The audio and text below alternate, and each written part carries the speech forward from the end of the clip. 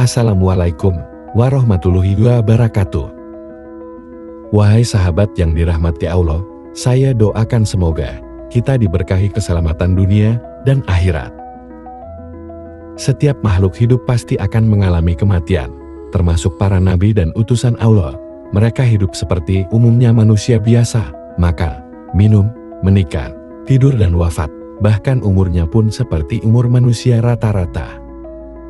Meski demikian, ada 4 nabi yang diberi umur panjang oleh Allah Subhanahu wa Ta'ala dan hidup hingga sekarang. 2 nabi hidup di langit dan 2 lainnya hidup di bumi. 2 nabi yang hidup di langit adalah Nabi Isa alaihi salam dan Nabi Idris alaihi salam. Sementara yang hidup di bumi adalah Nabi Khidir dan Nabi Ilyas. Disebutkan bahwa Nabi Khidir alaihi salam dipercaya menjaga lautan, sementara Nabi Ilyas dipercaya untuk menjaga daratan. Ini, sebagaimana disebutkan dalam Alkitab Al-Isabah dari Ibnu Syahid, beliau berkata, ada 4 orang dari golongan para nabi yang masih hidup, 2 hidup di langit, yaitu Nabi Isa dan Nabi Idris. Dan 2 hidup di bumi, yaitu Nabi Khidir dan Nabi Ilyas. Adapun Nabi Khidir hidup di lautan, sementara temannya hidup di daratan. Hal ini juga disebutkan dalam kitab Al-Hidayah wa Nihayah. Imam Mahul berkata, dari Ka'ab, ada 4 dari golongan para nabi masih hidup, 2 di bumi yaitu Ilyas dan Khidir, dan 2 di langit yaitu Nabi Idris dan Isa. Keempat nabi di atas, ataupun keempat nabi ini, akan tetap hidup, atas izin Allah Subhanahu wa Ta'ala, sampai waktu yang telah ditentukan oleh Allah. Hanya Allah yang berhak menghidupkan hambanya, dan beliau pula yang berhak mewafatkannya. Di video ini, kita akan menceritakan 4 ulama Nusantara yang pernah bertemu dengan Nabi Khidir alaihi salam. Yang pertama adalah Kyai Haji Maimun Zubair ataupun Mbah Mun. Mbah Mun, dulu ketika nyantri di pesantren Lirboyo, pernah ditemui Nabi Khidir alaihi salam. Sekitar jam 11 siang, seperti ada suara yang memanggil nama beliau. Ternyata suara itu berasal dari kuburan dekat pondok. Ternyata di kuburan itu, ada Nabi Allah, Nabi Khidir, pakaiannya seperti petani, pakai kaping. Inti yang disampaikan Nabi Khidir alaihi salam, kamu cinta sama saya juga cinta sama kamu, dijamin Gusti Allah nantinya. Dari dahulu begitu, Nabi Khidir alaihi salam mendoakan Mbah Mun lama sekali. Setelah lama berdoa, dan diamini oleh Mbah Mun muda, Nabi Khidir alaihi salam kemudian menghilang, dan Mbah Mun juga akhirnya balik ke pondok lagi. Fakta ini ternyata diketahui Kyai Mahrus Ali. Setelah pertemuan itu, Mbah Mun muda langsung melihat sosok santri muda yang sangat alim. Mbah Mun muda juga akhirnya mengaku kepada Kyai Mahrus perihal yang baru saja dialaminya. Setelah peristiwa itu, Mbah Mun muda akhirnya sowan kepada Mbah Kyai Hamid Pasuruan. Setelah sampai di kediaman Kyai Hamid, sebelum matur apapun, langsung Kyai Hamid berkata, saya sudah tahu. Ini tadi baru saja dikasih kabar Nabi Khidir alaihissalam. Sekarang saya pesan kepada kamu, yang hati-hati ya. Yang kedua adalah Kyai Haji Hasyim Asy'ari. Dulu, ketika itu, hujan turun dengan begitu deras di Kabupaten Bangkalan saat itu, khususnya di Demangan, pondok pesantren asuhan Syekhona Halil Bangkalan. Meski hujan mengguyur dengan derasnya, ada saja orang yang bertamu kepada beliau. Terlihat di antara rintik hujan yang semakin deras, seorang tua lumpuh sedang susah payah hendak berkunjung menemui Syekhona Halil. Syekhona Halil segera tanggap. Beliau lalu memerintahkan santrinya untuk menyusul orang tua itu. Adakah di antara kalian yang mau menggendong dan membawa tamuku di luar sana itu? Biar saya saja Kiai, jawab seorang santri muda yang mendahului teman-temannya. Santri muda itu bergegas, meloncat menembus rintik hujan yang semakin deras, menghampiri orang tua itu. Tanpa pikir panjang, dia menggendongnya untuk menemui Syekhona Halil. Dengan sangat akrab, Syekhona Halil menyambut tamunya. Dan di antara keduanya, terjadi dialog 4 mata. Tak beberapa lama, rupanya percakapan mereka telah usai. Syekhona Halil mendatangi santri-santrinya itu untuk meminta bantuan lagi. siapakah di antara kalian yang mau membantu orang tua ini lagi untuk kembali pulang? Biar saya, sahut santri yang tadi yang menggendong orang tua tersebut. Lalu santri muda itu dengan penuh rasa hormat menggendongnya keluar pondok pesantren dengan hati-hati sesuai perintah Syaihona Holil. Setelah santri dan tamu tua itu keluar dari kawasan pesantren, Syaihona Halil berkata kepada santri-santri yang lain, "Santri-santriku, saksikanlah bahwa ilmuku telah dibawa santri itu." Dan ternyata yang digendong oleh santri tersebut adalah Nabiullah Khidir alaihi salam yang bersilaturahmi kepada Syaihona Holil. Dan santri yang menggendongnya adalah Hadratus Syekh Kyai Haji Hashim Asy'ari Muda, yaitu pendiri-pendiri Nahdlatul Ulama yang kemudian mewarisi keilmuan Syaihona Holil Bangkalan. Yang ketiga adalah Kyai Haji Abdul Hamid Pasuruan. Kyai Haji Abdul Hamid Pasuruan dikenang sampai sekarang sebagai sosok wali Allah yang penuh karomah.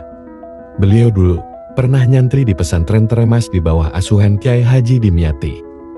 Tapi kealiman beliau tertutupi oleh karomah kewalian yang beliau miliki, yang masyhur sampai sekarang. Dan salah satu karomah beliau adalah bisa sering dan mudah bertemu dengan Nabi Khidir alaihi salam. Suatu ketika, Mbah Kyai Hamid Pasuruan berkata bahwa Nabi Khidir alaihi salam akan datang di kediaman beliau besok pagi hingga waktu zuhur. Maka tersebar luaslah kabar tersebut. Keesokan harinya, orang-orang pada datang ke situ ingin bertemu Nabi Khidir. Bahkan ada beberapa habaib dan kiai dengan berpakaian jubah yang lengkap dengan surbannya juga hadir di situ ingin bertemu dengan Nabi Khidir alaihi salam. Ketika orang-orang telah banyak berkumpul di situ, bahkan ada yang mulai dari subuh, maka datanglah seorang pemuda dengan berpakaian nyantrik. Orang-orang yang hadir di situ tidak memperdulikan pemuda tersebut, karena semua tamu yang hadir berpakaian ala Islami. Ketika bertemu Mbah Kyai Hamid, pemuda itu langsung bersalaman dengan Mbah Kyai Hamid dan ingin mencium tangannya. Namun Kyai Hamid menolak untuk dicium tangannya, dan justru Mbah Kyai Hamid ingin mencium tangan pemuda itu, tapi ditolak juga oleh pemuda itu. Kejadian itu terjadi di depan seluruh yang hadir pada waktu itu. Kemudian, pemuda itu berganti pakaian dengan pakaian yang sudah kotor yang dibawanya. Selanjutnya, pemuda itu membersihkan selokan di sekitar kediaman Mbah Kyai Hamid sampai waktu zuhur, kemudian pergi. Setelah sholat zuhur, salah seorang yang hadir di situ memberanikan diri bertanya kepada Mbah Kyai Hamid, kapan Nabi Khidir alaihi salam akan datang Kyai? Dan Mbah Kyai Hamid menjawab bahwa orang yang membersihkan selokan tadi itu adalah Nabi Khidir alaihi salam. Tidak sedikit dari para tamu yang menantikan dapat bertemu dan bisa bersalaman dengan Nabi Khidir alaihi salam. Akhirnya menyesal dan menangis lantaran tidak mengenali kedatangan sang Nabi, karena lebih melihat sosok dari pakaian yang dikenakannya. Yang keempat adalah Syaihona Kyai Haji Halil Bangkalan.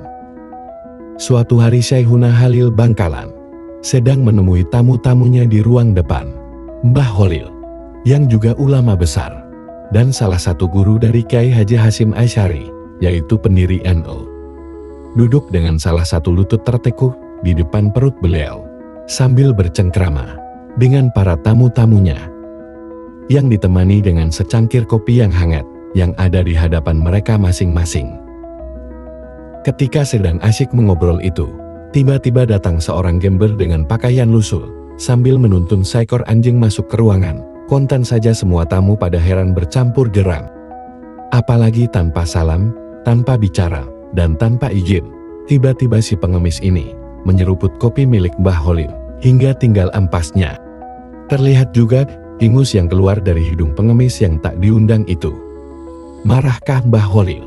Mbah Holil tidak marah, tampak merubah posisi duduknya, seperti orang yang duduknya seperti sedang sholat. Telapak tangannya menyatu di atas paha. Kepalanya menunduk tanpa berani menatap muka si pengemis.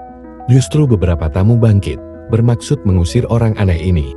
Tapi segera dicegah oleh Mbah Holil, dengan isyarat tangannya diangkat. Beberapa saat, suasana hening, Mbah Holil tetap menunduk, tamu yang ada di ruangan itu, tak satu pun yang berani bersuara, sampai kemudian si pengemis berlalu tanpa sepatah kata pun. Setelah gelandangan itu pergi, Mbah Holil membuka suara. "Siapa yang mau meminum kopi bekas tamuku tadi?" Tentu saja tak seorang pun yang mau. Karena kopi itu bekas diminum oleh seorang pengemis dengan ingus menempel di bawah hidungnya. "Baiklah, kalau begitu biar saya yang menghabiskan," kata Mbah Holil sambil meminum sisa kopi di cangkir. Semua tamu semakin terheran-heran. Belum habis rasa penasaran, para tamu kemudian Mbah Holil menyambung kata lagi. "Tahukah kalian siapa tamu tadi? Dia adalah Nabi Khidir. Beliau habis mengunjungi sahabatnya, seorang wali di Yaman dan Sudan. Kemudian melanjutkan perjalanan ke sini untuk menemui sahabat-sahabatnya, para waliullah di tanah Jawa. Tonton saja." Kemudian para tamu berebut sisa kopi yang tinggal cangkirnya itu, bahkan ada yang berebut untuk mencuci cangkirnya, sekedar untuk ngelap berkah dari kesolehan Nabi Khidir alaihi salam. Dan itulah beberapa ulama Nusantara yang pernah ditemui oleh Nabi Khidir alaihi salam. Dan sebenarnya bukan hanya 4 ulama itu saja yang pernah bertemu dengan Nabi Khidir alaihi salam. Ada masih banyak ulama-ulama ataupun kiai-kiai lain dari Nusantara yang pernah bertemu dengan Nabi Khidir alaihi salam. Wassalamualaikum warahmatullahi wabarakatuh. Sampurasun. Rahayu Sagung Dumadi. Jika kamu suka dengan video cerita ini, jangan lupa like, komen dan share video ini kepada keluarga dan kerabat terdekat yang Anda cintai karena Allah.